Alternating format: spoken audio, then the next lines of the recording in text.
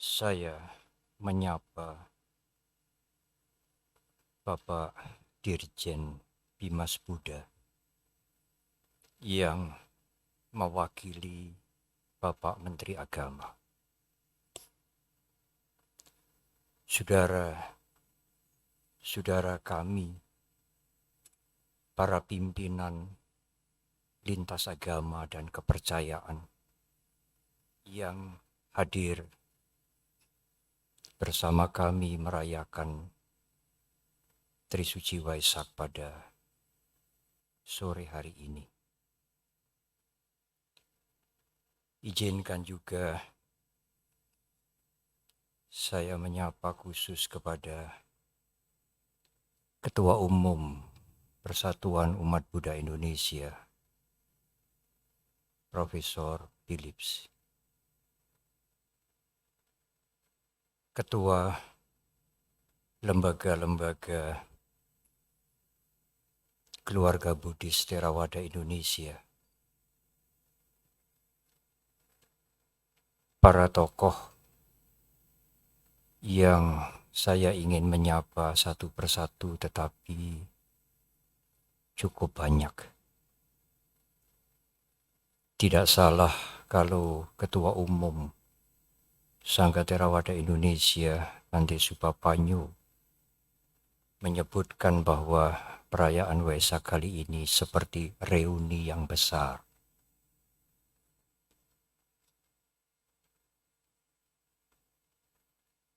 Ibu, Bapak, dan Saudara,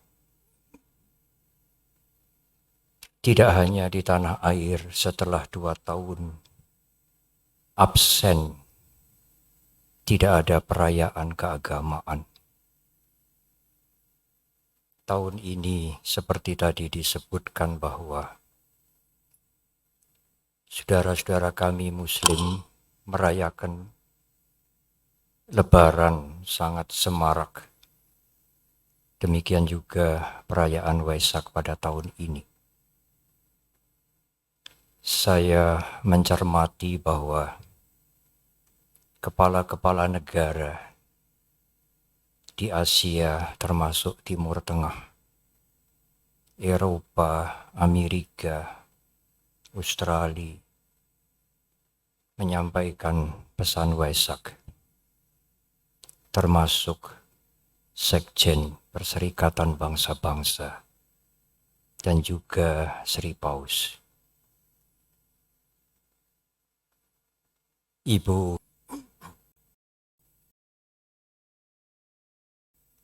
Guru Agung Buddha Gautama dilahirkan sebagai putra mahkota yang selalu dikelilingi dengan kemegahan, kenikmatan, dan kenyamanan di dalam istana. Karena sang ayah khawatir sang putra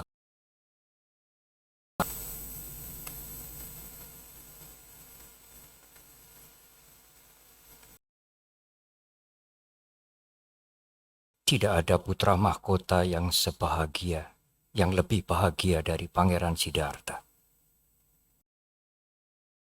Tetapi saudara, suatu hari sang pangeran melihat penderitaan di luar istana. Orang yang tua renta, orang yang sakit kusta,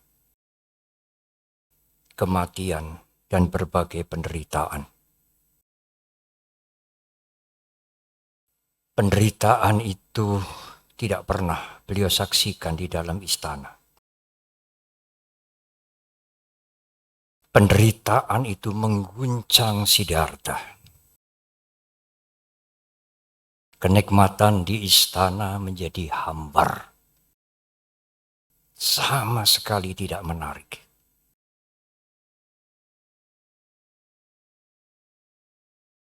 Siddhartha menjadi galau. Apakah yang membuat penderitaan semuanya ini terjadi? Beliau ingin mencari jalan. untuk membebaskan makhluk-makhluk dari penderitaan. Ibu, bapak, dan saudara, banyak yang mengatakan bahwa penderitaan yang dilihat oleh sang pangeran itu menjadi turning point, menjadi titik balik Siddhartha meninggalkan istana untuk selama-lamanya. Ibu, bapak, dan saudara, tidak sepenuhnya benar. Apakah penderitaan yang dilihat oleh Siddhartha itu benar menjadi turning point yang membalikkan kehidupan sang pangeran sehingga tidak ada yang menarik di istana? Tidak sepenuhnya benar, ibu, bapak, dan saudara. Berapa banyak manusia yang sudah melihat penderitaan seperti Siddhartha? Berapa banyak di antara kita yang sudah melihat penderitaan seperti yang dilihat Siddhartha? Tetapi berapa banyak di antara kita yang tergugah seperti Siddhartha untuk menolong makhluk-makhluk dari penderitaan?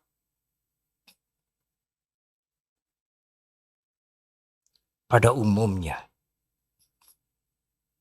kalau seseorang atau kalau banyak orang melihat penderitaan sesama manusia, umumnya mereka berpikir, untunglah saya, karena saya tidak menderita seperti dia. Mereka bersyukurlah saya, keluarga saya, karena saya, keluarga saya tidak menderita seperti mereka. Saya sungguh bersyukur. Amat berbeda dengan Pangeran Siddhartha. Melihat penderitaan, Siddhartha tidak mensyukuri kehidupannya di istana. Tidak, saudara. Tetapi justru penderitaan itu menjadi titik balik bagi Siddhartha. Hambar semua kenikmatan dan kemegahan istana. Karena Siddhartha juga sadar bahwa dirinya juga akan terkena penderitaan seperti mereka.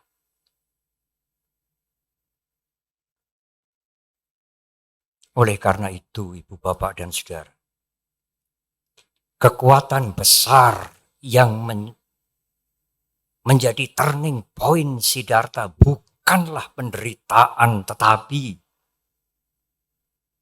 kasih sayang. Metta, karuna, cinta kasih, dan kasih sayang yang melihat penderitaan itu, yang membalikkan Siddhartha untuk mencari solusi penderitaan.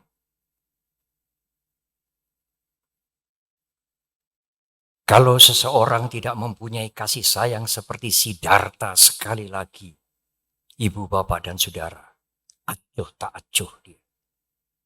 Bahkan bersyukur bahwa dirinya tidak menderita seperti mereka. Kasih sayang itulah yang membalikkan kehidupan Siddhartha. Saya pikir dalam istilah yang sekarang, peristiwa inilah yang disebut sebagai disruption. Inovasi yang mengubah secara mendasar kehidupan seseorang. Pangeran Siddhartha melakukan disruption itu. Siddhartha berjuang selama 6 tahun. Sangat menderita dan sangat ekstrim. Sering dikatakan kalau tangannya meraba perutnya, ia bisa meraba tulang punggungnya. Hingga hampir sang pangeran meninggal dunia.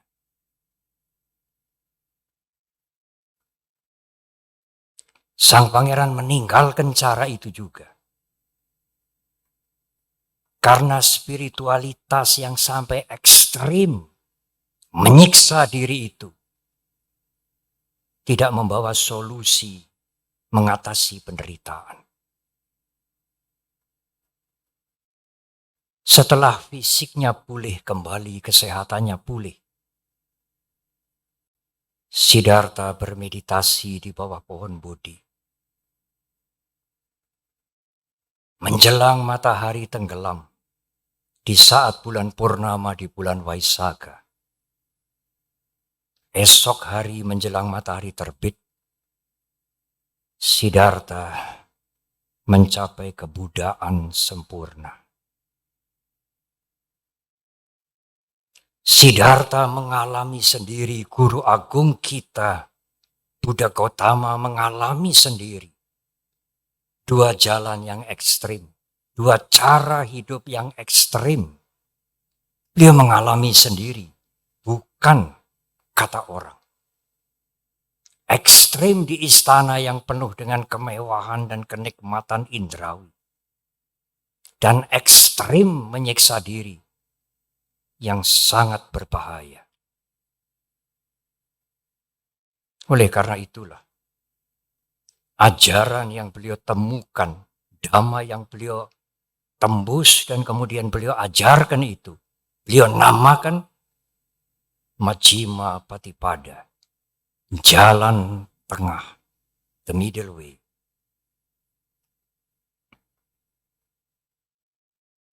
Tetapi Ibu Bapak dan Saudara, saya ingin memberikan catatan sedikit. Guru agung kita menamakan ajaran, menamakan dhamma yang beliau ajarkan itu the middle way, jalan tengah. Tetapi saudara, di dalam khotbah pertama guru agung kita menyatakan ubo ante anupagama. Majjhima Patipada Tatagatena Abhisambuddha. Ubo ante, ada dua kutub, dua ujung. Ubo ante anupagama, jangan diikuti. Majjhima Patipada Tatagatena Abhisambuddha. Tathagata telah sempurna menyelami Majjhima Patipada, jalan tengah. Tetapi Ibu Bapak dan Saudara, ubo ante, ada dua kutub yang ekstrim. Memuja kenikmatan duniawi dan menyiksa diri. Anupagama, anupagama, jangan ikuti. Oleh karena itulah Majjhima Patipada, jalan tengah, bukan jalan kompromi. Jalan tengah bukan jalan hibrid, saudara. Di masa pandemi, hampir semua orang mengerti hibrid. Mengambil dari sini sedikit, dari sini sedikit. Bukan. Jalan tengah bukan jalan kompromi. Jalan tengah bukan jalan hibrid. Yang mengambil dari sebelah ini sebagian, dari sebelah ini sedikit. Jalan tengah adalah jalan yang baru. Mengapa baru? Karena guru agung kita menyebutkan Pubbe ananusutesu dhammesu, dhamma yang kuajarkan ini. Pubbe ananusutesu, belum pernah ku dengar sebelumnya. Sebelum menyiksa diri, Siddhartha berguru kepada Alara Kalama Udaka Ramaputra, banyak sekali. beliau belum pernah mendengar jalan tengah. Ube ananu sutesu, aku belum pernah mendengar sebelumnya. Oleh karena itu Majjhima Patipada sesungguhnya adalah jalan baru, bukan jalan kompromi, bukan jalan hibrid. Jalan yang baru yang ditemukan oleh Guru Agung kita yang belum pernah beliau dengar sebelumnya. Tetapi Ibu Bapak dan Saudara, Guru Agung kita juga pernah menamakan Majjhima Patipada ini Purana Magga. Dalam bahasa Sanskerta Purana Marga, jalan yang kuno. Apa artinya jalan kuno? Siddhartha belum pernah mendengar jalan tengah dari guru-gurunya. Siddhartha juga belum pernah mendengar jalan tengah dari ayahandanya Raja Sudodana. Dan dari leluhurnya belum pernah. Kuno dari mana? Jalan ini disebut jalan kuno. Karena jalan ini juga diikuti dan ditemukan oleh para Buddha yang lampau-lampau. Jalan yang ditemukan oleh para Buddha yang lampau-lampau itulah yang Guru Agung kita namakan Purana Marga. Bukan dari guru-guru dari kehidupan beliau sebagai Siddhartha. Juga bukan dari keluarga Sudodana ayahnya. Purana Marga, jalan yang kuno ini dari para Buddha yang lampau. Ibu, Bapak, dan Saudara, izinkan saya menguraikan secara singkat jalan tengah. Jalan tengah adalah satu jalan, bukan bermacam-macam jalan, tetapi jalan tengah ini terbentuk dari 8 unsur. 8 unsur membentuk satu jalan. Jalan Arya, jalan mulia. Yang membebaskan makhluk-makhluk dari penderitaan. Jalan mulia yang berunsur 8 ini dimulai dengan pandangan benar. Mempunyai pandangan, mempunyai pengertian bahwa ada perilaku yang buruk, yang merugikan banyak orang. Ada perbuatan, ada perilaku yang baik. Pandangan benar adalah pandangan tentang hukum karma. Bahwa semua perilaku yang buruk dan perilaku yang baik akan berakibat. Pikiran yang benar. Pikiran yang benar adalah pikiran yang mau melepaskan dari ikatan kenikmatan hawa nafsu. Nekama sangkapa, karena mengikuti hawa nafsu akan menambah penderitaan. Pikiran yang bebas dari itikat jahat, tidak ada niat jahat dalam pikirannya. Abhyapada sangkapa. Dan juga pikiran yang terbebas dari kekejaman. Awihingsa sangkapa. Unsur yang lain adalah berbicara benar, berbuat benar, dan mempunyai mata pencaharian benar. Secara garis besar, marilah kita menjaga ucapan, menjaga mulut kita, perilaku kita, penghidupan kita, dari segala hal yang merugikan makhluk lain. Bukan hanya merugikan sesama manusia, yang merugikan makhluk lain dan merugikan dirinya sendiri. Tidak hanya menguntungkan dirinya sendiri dan merugikan makhluk lain. Ucapan benar, perbuatan benar, dan penghidupan benar adalah tidak merugikan orang lain, tetapi juga tidak merugikan dirinya sendiri. bermanfaat bagi orang lain, dan berguna bagi dirinya sendiri. Kemudian usaha benar. Di daerah-daerah ada yang tidak mengerti apa maksudnya usaha benar. Usaha benar ke dalam. Kalau di desa, saya harus menjelaskan bahwa usaha di sini bukan usaha cari duit. Gang tahu. Bukan, Ibu Bapak dan Saudara. Usaha benar adalah usaha ke dalam. Menghentikan perilaku yang buruk dan jangan melakukan keburukan yang baru. Menambah perilaku yang baik dan melakukan kebaikan yang belum pernah dilakukan. Usaha ke dalam.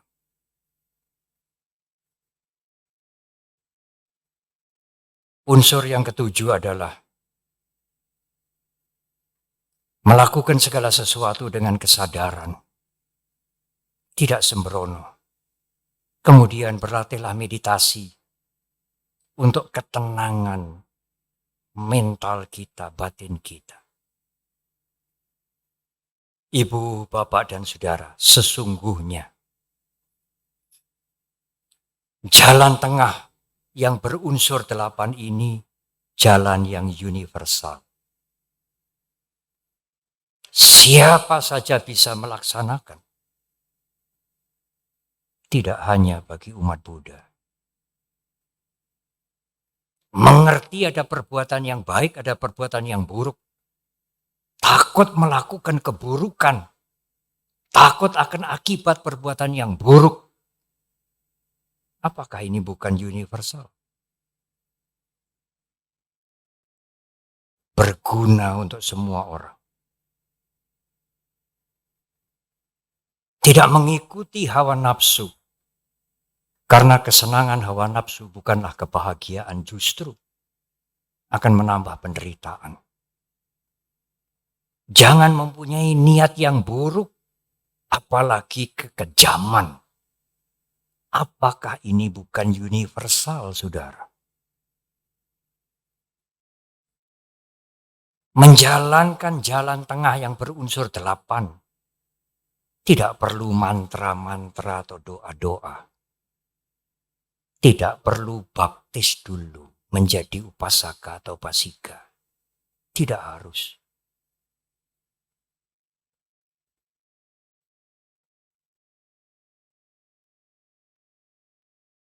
Ibu, Bapak, dan Saudara. Kalau Anda sekalian menjaga diri tidak mengikuti, tidak menuruti hawa nafsu yang tidak pernah mengenal puas. Kalau Anda menjaga pikiran untuk tidak mempunyai niat yang buruk, apalagi kekejaman, itu adalah metta karuna, cinta kasih dan kasih sayang. Bukan hanya peri kemanusiaan, peri kehidupan. Karena cinta kasih dan kasih sayang itu kepada semua makhluk, bukan hanya kepada sesama manusia.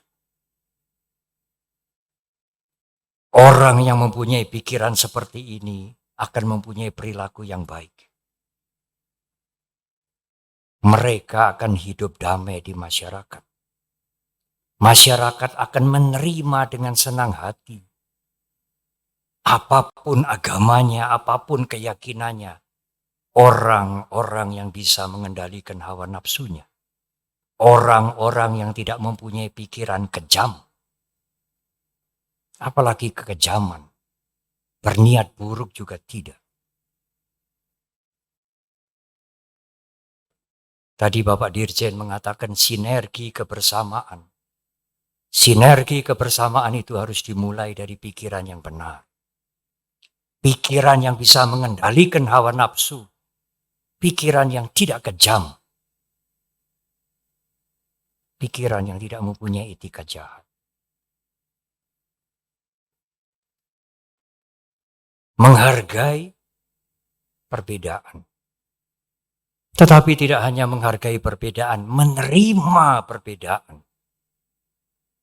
Sebenarnya emputan tular, pujangga besar Buddhis yang mengubah kakawin Sutasoma dari Jataka, dari kitab suci Tripitaka digubah kembali. Dan di dalamnya ada Bhinneka Tunggal Ika. Meskipun berbeda-beda, kita semua adalah umat manusia. Meskipun berbeda-beda, kita semua adalah satu.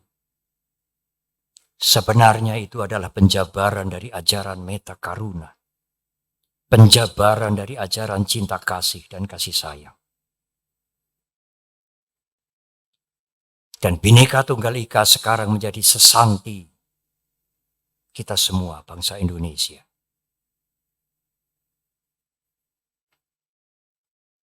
Umat Buddha tidak pernah mengklaim itu milik umat Buddha. Tidak, saudara.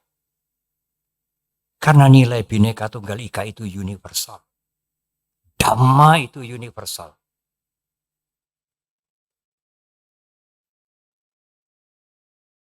Kalau saudara menjaga pikiran baik, pikiran cinta kasih dan kasih sayang, Anda bisa menjaga ucapan, perbuatan, dan penghidupan yang tidak mencelakai, tidak menciderai makhluk lain. Bukankah anjuran ini universal?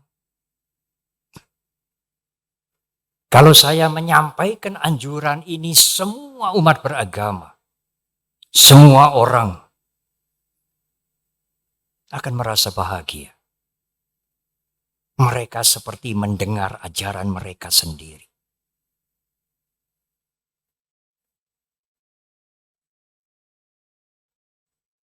Ibu, bapak, dan saudara, kalau kami menganjurkan jangan sembrono, hidup dengan kesadaran, mengusahakan yang baik, menenggelamkan yang buruk, dan bermeditasilah supaya Anda mempunyai ketenangan batin. Bukankah anjuran ini universal? Tidak memerlukan doa-doa, mantra-mantra, upacara-upacara. Semua orang bisa praktek jalan tengah. Dengan praktek jalan tengah,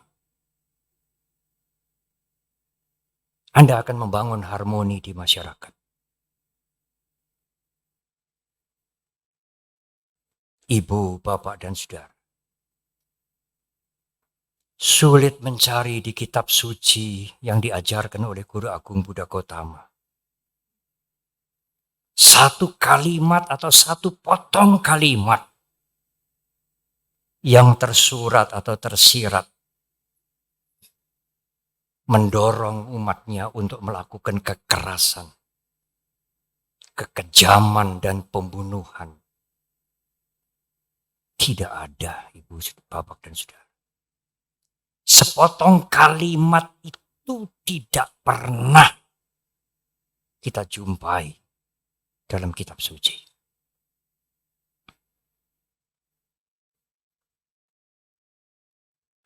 Saya membaca literatur terakhir, mohon maaf, literatur yang belakang.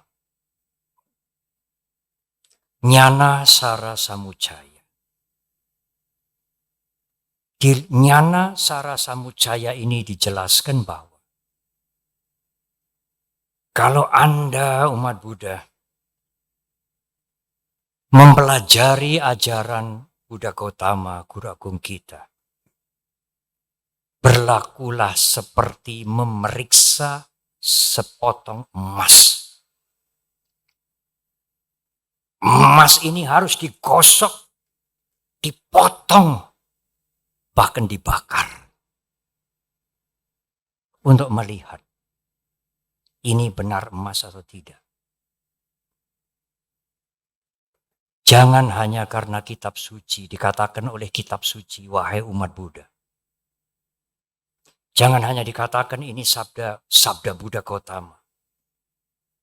Karena Anda sungkan, karena Anda merasa hormat, Anda menelan, menerima begitu saja.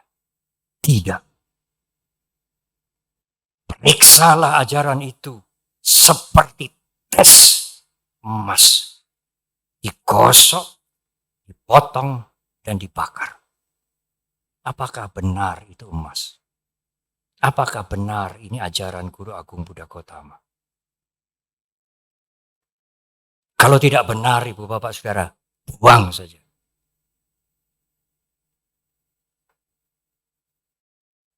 Guru Agung tidak pernah berkompromi dengan kekerasan, dengan tindak kekejaman, dengan pembunuhan.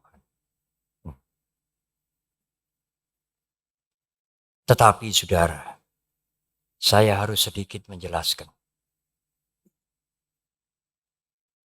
Ada beberapa teman kami yang bertanya kepada kami. Tetapi Bante, kami pernah mendengar jauh di sana di negara lain. Kan ada juga umat Buddha yang begini, begitu, pusak kusuk. Bagaimana itu? Saya menjawab, tidak ada pembenaran dari kitab suci. Sepotong kalimat pun Guru Agung kita tidak pernah menganjurkan untuk melakukan kekerasan, kekejaman, dan pembunuhan. Tetapi begini saudara, saya menjawab dengan kalimat yang sederhana. Bukan membuka-buka literatur dan kitab suci. Jawaban saya adalah, saudara, di mana-mana itu anak nakal itu ada.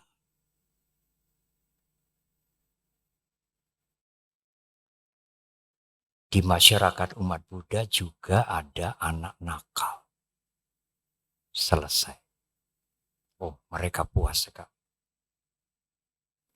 Ibu, bapak, dan saudara-saudara. Dengan praktek jalan tengah, Anda akan membangun kedamaian dan keharmonian di masyarakat. Ada satu ungkapan yang sekarang ini sering kita mendengar. Jalan tengah atau jalan moderasi itu adalah cara beragama. Bukan agama jalan tengah, tetapi cara beragama yang moderat, yang jalan tengah. Tetapi ibu bapak dan saudara, di dalam ajaran agama Buddha justru jalan tengah itu adalah ajaran sentral agama Buddha. Jalan tengah itu justru ajaran utama agama Buddha. Bukan sekadar cara beragama. Guru Agung kita menyampaikan jalan tengah itu waktu khotbah yang pertama. Jalan Arya yang berunsur 8 adalah jalan sentral. Jalan utama. Ajaran pokok untuk kebebasan dari penderitaan. Ajaran sentral bukan sekadar cara beragama.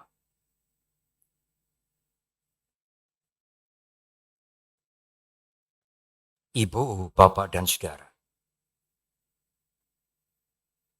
Tetapi saya harus mengakhiri pesan Waisak kali ini. Saya merasa perayaan Waisak di tempat ini yang paling hikmat, paling tertib. Tidak salah kalau saya memenuhi undangan Bante Dhammakaru setelah 2 tahun absen untuk merayakan Waisak di tempat ini bersama-sama.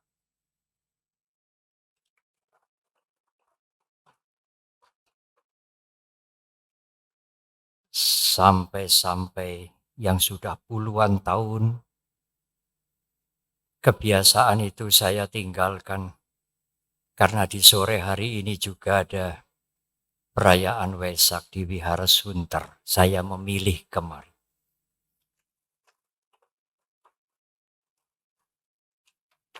Tetapi Ibu Bapak dan Saudara, izinkan saya menutup pesan Waisak ini dengan marilah kita praktek. Melaksanakan jalan tengah semampu kita, sebaik-baik yang kita bisa lakukan. Kalau kita tidak melaksanakan, tidak praktek, manfaat apa yang bisa kita dapatkan?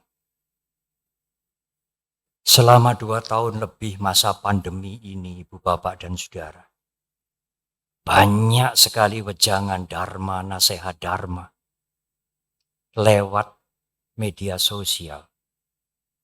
Apakah itu rekaman? Apakah itu rekaman ulang? Apakah itu siaran langsung? Apakah itu Zoom? Kalau saudara ingin mendengarkan Dhamma 24 jam, bisa. Saya berpikir, kalau demikian, betapa masifnya, betapa padatnya pesan Dharma itu selama pandemi 2 tahun ini. Anda bisa mendengar setiap saat, waktu malam, pagi, di perjalanan. Masif sekali pesan Dharma itu. Saya berpikir mungkin sekarang banyak umat Buddha yang sudah mencapai kesucian. Arya Pugala. Oleh karena itu marilah kita praktek. Jalan tengah akan membebaskan kita dari penderitaan. Marilah kita praktek dengan sungguh-sungguh. Marilah kita meningkatkan kualitas diri kita. Supaya kita bisa terbebas dari penderitaan. Dan kehidupan kita bermanfaat bagi masyarakat. Bagi bangsa, bagi negara ini, syukur bagi dunia. Selamat merayakan Trisuci Waisak tahun 2566. Semoga semua makhluk berbahagia. Terima kasih.